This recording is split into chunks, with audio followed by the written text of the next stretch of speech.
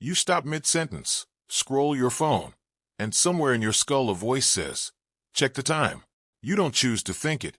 It just arrives, fully formed in words. This happens thousands of times a day.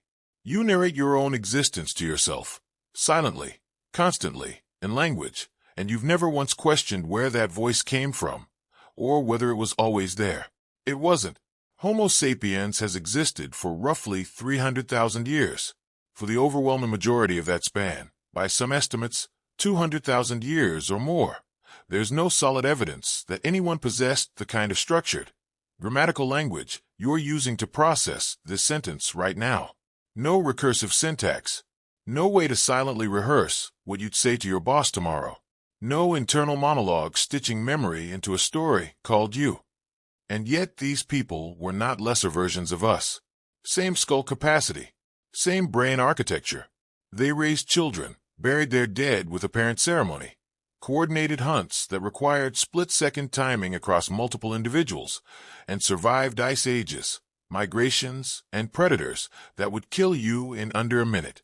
They did all of it without a single spoken sentence. So here's the question worth sitting with. How do you warn someone about a lion without a word for lion? How do you comfort a partner grieving a dead child without language to soften the blow? How do you plan a hunt that spans 3 days and requires 4 people to act in coordinated silence, each understanding their exact role, without ever saying so out loud? The answer isn't that these humans were waiting around for language to arrive so they could finally become capable. The answer is that they were running on something else entirely, a different operating system for connection, planning, and meaning, built on touch, gesture, rhythm, and shared attention. And here's the part that should unsettle you. Researchers who study this transition argue that system never actually left. It's still down there, underneath every word you speak, doing work you don't notice. To understand it, we need to follow 3 separate trails of evidence that converge on the same uncomfortable conclusion. The first comes from a British anthropologist who spent decades studying primate grooming and arrived at a number, 150. That may explain why language evolved at all. The second comes from a single bone, no bigger than a coin, pulled out of a cave in Israel in 1989. And the third comes from a gene, isolated in a family in London who could barely speak, that rewrote what we thought we knew about Neanderthals. None of them, on their own, prove when humans started talking. But together, they tell you something far stranger, that for most of human history, meaning didn't need a single word. Start with the apes, because that's where the trail begins. If you watch a chimpanzee troop closely, and primatologist Michael Tomasello spent much of his career doing exactly that, you'll notice something the casual observer misses. Chimps vocalize constantly, screeches, pant hoots, alarm calls. But those sounds are mostly involuntary, fixed, tied to emotional states they can't control. A chimp can't choose not to scream when terrified. What Tomasello documented instead was something more deliberate happening with their hands and bodies. A young chimp reaching toward a piece of fruit while looking pointedly at its mother. A male presenting his back to another, requesting grooming, with clear intentional timing. These gestures were flexible, controlled, aimed at a specific individual to produce a specific outcome. This is the foundation of what's now called the gesture-first hypothesis. Before our ancestors had voluntary control over vocalization, they likely had voluntary control over gesture, pointing, reaching, miming an action before performing it. It's a small detail, but it reframes everything. Language may not have started in the throat. It may have started in the hands, refined over millions of years before a single word existed. But gesture alone doesn't explain how small bands of early humans scaled into the much larger, more complex societies that would eventually need language to function. For that, you need to understand what Robin Dunbar discovered while studying primate grooming behavior in the 1990s. Dunbar noticed something odd across primate species. The size of a social group correlated almost perfectly with the size of the neocortex, the brain's outer layer responsible for complex thought. Bigger brains, bigger groups. But bigger groups created a logistical problem. Primates maintained trust and alliance through grooming, picking through fur, removing parasites, spending long, slow hours in physical contact. It's not just hygiene. It's currency. It's how a chimp knows who will back them up in a fight, who will share food, who can be trusted near their offspring. The problem is grooming doesn't scale. You can physically groom maybe 2, 3, for other individuals and maintain those bonds. Once a group grows past a certain size, there simply isn't enough daylight in a day to groom everyone you need to stay connected to. Dunbar calculated that for humans, based on neocortex size, the natural ceiling on stable social relationships sits around 150 people, a number that has since been found, with eerie consistency, in hunter-gatherer band sizes, military company structures, and even modern friend networks. It's known now as Dunbar's number. His argument was this: language didn't evolve so early humans could share information about the weather or describe tools. It evolved as a replacement for grooming, a way to maintain social bonds with far more people than you could ever physically touch. Vocal language, in this view, is essentially gossip at scale. It's social grooming you can do with 3 people at once, from a distance, while your hands are free to do something else. Words became a way to say, in effect, I see you, I trust you, you matter to this group, to dozens of people a day, without ever touching them. Picture it concretely.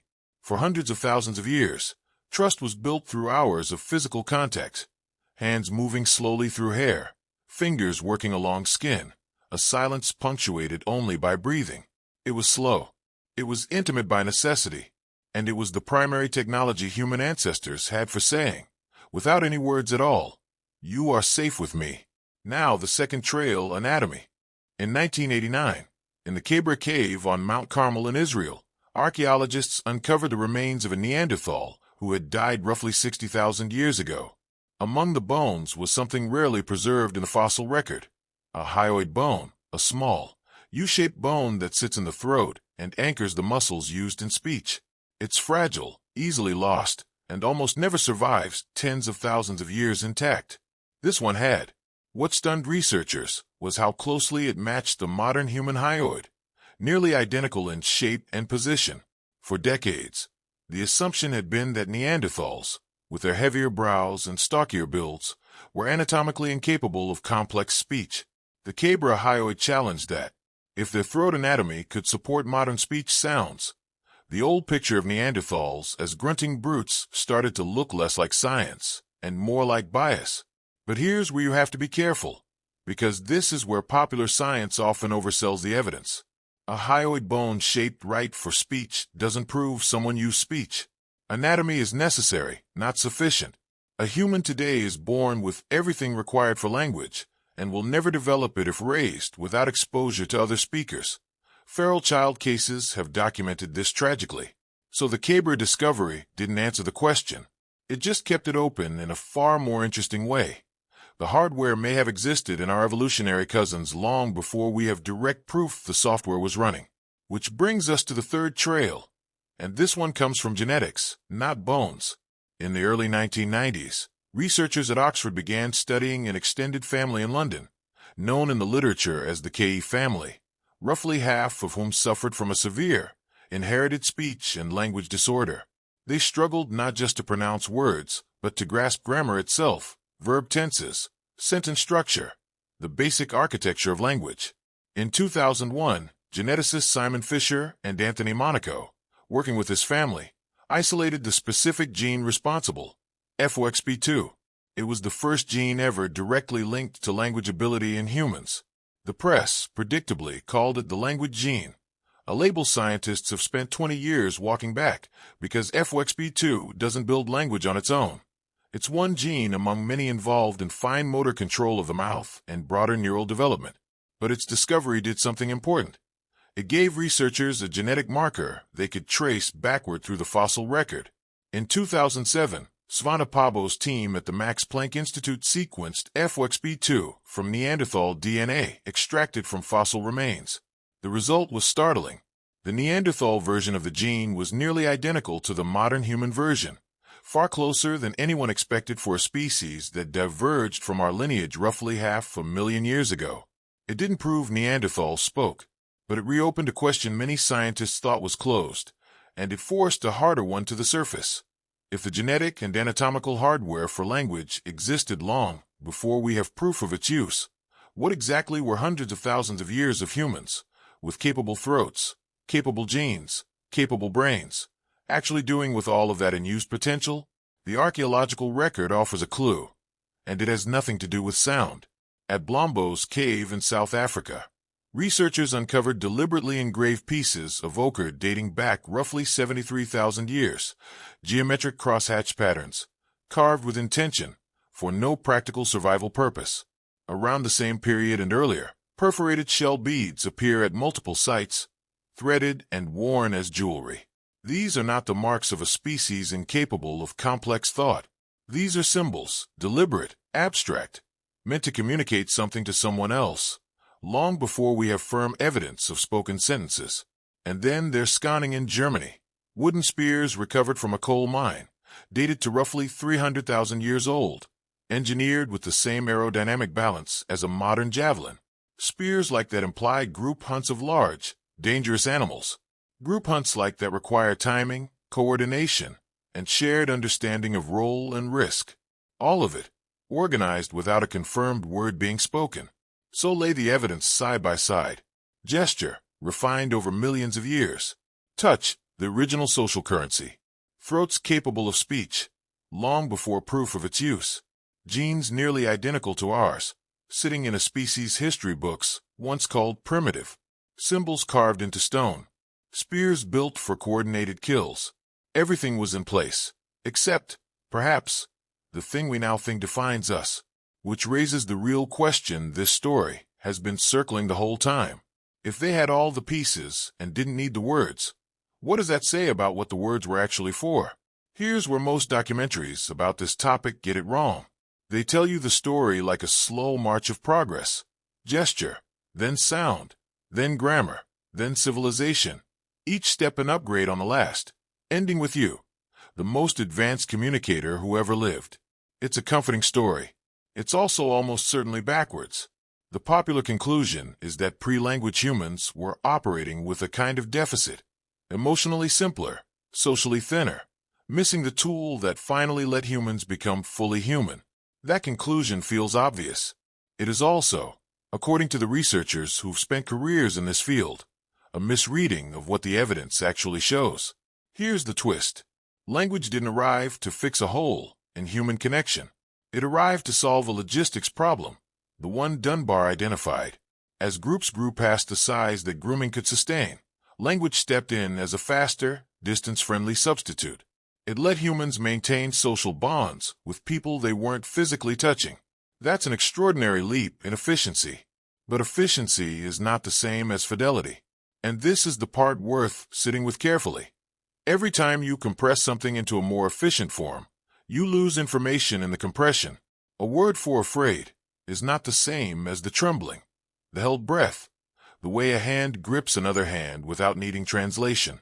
Language let humans communicate about feeling, intention, and connection from a distance, but it did so by replacing something direct and embodied with something abstract and symbolic. A sentence is a map. Touch was the territory. For 200,000 years, trust building required presence. You couldn't groom someone over a long distance. You couldn't fake the time investment. If another person spent 3 hours with their hands in your hair, you knew, on some unconscious physiological level, that they had chosen you, that they were invested, that the relationship was real, because the cost of faking it was too high. Words remove that cost. You can say, "I care about you," to 50 people in an afternoon. You cannot groom 50 people in an afternoon. Language scaled human society up dramatically, and in doing so, it became possible, for the first time in human history, to say connection without actually building it. Look at where that road has led. You live in the most linguistically saturated era of human existence. Texts, calls, video chats, comment sections, entire platforms built on nothing but words exchanged at scale, all day, every day. And alongside that explosion of verbal contact, public health researchers across multiple countries have been tracking a quieter, parallel trend, rising self-reported loneliness, even among people who are constantly, technically, in touch. More words exchanged than at any point in human history. Less of whatever it was that grooming, presence, and shared silence used to provide. This is the paradox the data keeps surfacing, and it's not a coincidence, it's structural. Touch research has repeatedly shown that physical contact triggers a measurable release of endorphins and oxytocin, the same neurochemical pathway Dunbar identified as the original currency of primate bonding. Conversation can approximate some of this. Laughter, shared storytelling, synchronized speech rhythms have been shown to activate overlapping reward pathways. But it's an approximation, not a replacement. You can talk to someone for hours and still feel completely unseen. Pre-language humans, by contrast, had no mechanism for that disconnect. If you were grooming someone, sitting beside them, hunting alongside them in coordinated silence, the connection wasn't symbolic. It was happening, physically, in real time. There was no gap between the gesture and the meaning. So reframe the entire narrative. The story was never language arrived and made humans capable of deep connection for the first time. The more uncomfortable, more accurate story is that language arrived to solve a scaling problem, and in solving it, opened up a gap between saying connection and being connected, a gap that simply didn't exist before, because there was no symbolic layer thin enough to hide behind. The humans who lived in silence for 200,000 years weren't missing something we have, in a narrow but real sense. They had something we've been quietly losing ever since we figured out how to talk our way past it. Here's the part the researchers themselves are careful about, and you should be too. None of this means language was a mistake, or that the answer is to throw your phone in a lake and go grunt at strangers. Dunbar's own work points somewhere more useful than despair. What he found, studying both primates and modern humans, is that the old system never actually disappeared. It's still wired into you, underneath the words. The neurochemical pathway that grooming once triggered, that release of endorphins, that physiological signal of this is safe, this is real, still activates today, just through different doors. Synchronized movement, communal singing, laughter shared in a room, not a comment thread, eating together slowly, without screens. Even conversation itself, when it slows down enough to include silence, eye contact, and presence instead of just information transfer, can reopen that same old channel. The takeaway isn't that words betrayed us. It's that words were never meant to carry the entire weight of human connection alone. They were a brilliant scaling solution for a species that had outgrown what touch and presence could manage on their own, but they were always a layer added on top of something older, not a replacement for it. The 200,000 years before language weren't a deficiency to escape. They were the foundation language was quietly built on top of, and that foundation is still there, waiting. Every time you choose to sit with someone in silence instead of filling the space with talk. So consider this. Somewhere in you, underneath every sentence you've ever spoken, underneath the constant narrating voice that never stops running, there's an older intelligence. One that doesn't need a word for "I trust you," because it never needed one in the first place. It speaks in proximity, in stillness, in the simple decision to stay present with another person without rushing to explain why. Maybe the most human thing you can do isn't found in anything you'll ever say. Maybe it's found in the moment, just before you speak, when you're still deciding whether words are even necessary at all.